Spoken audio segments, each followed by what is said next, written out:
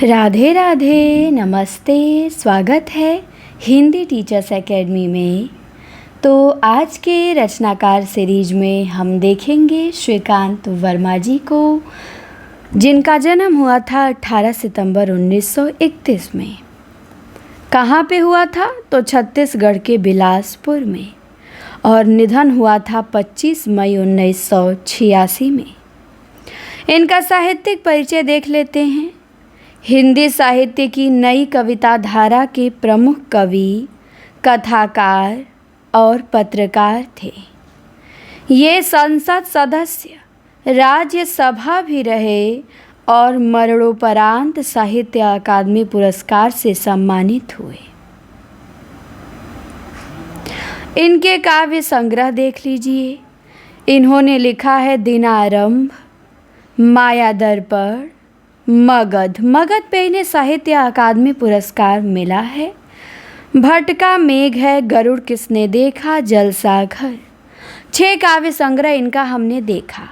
दिनारंभ, माया दर्पण, मगध, भटका मेघ, गरुड़ किसने देखा, जलसा घर। इनका एक रिपोर्टाज है मुक्ति फौज, और इनका यात्रा साहित्य है अपोलो का रथ। इनके उपन्यास है दूसरी बार, और इनका कहानी संग्रह है झाड़ी। इसके बाद इनकी पंक्तियाँ देख लीजिए। पंक्ति है कि मैं बकता नहीं हूँ कविताएं, इजाद करता हूँ गाली, और फिर उसे बुदबुदाता हूँ। फिर दूसरी पंक्ति है इनकी कि मैं अपनी करतूतों का दरोगा हूँ, नहीं एक रोज नामचा हूँ। मुझ में मेरे अपराध हुबहू कविताओं से दर्ज हैं, मर्ज हैं जितने उनसे ज़्यादा इलाज हैं। तो ये माया दर्पण से इनकी कविता है।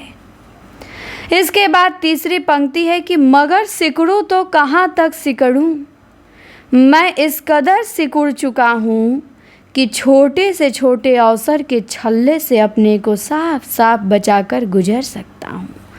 तो ये लिखते हैं कि मगर सिकुड़ूँ तो कहाँ तक सिकुड़ूँ, इस कदर सिकुड़ चुका हूँ कि छोटे से छोटे अवसर के छल्ले से अपने को साफ साफ बचा के गुजर सकता हूँ।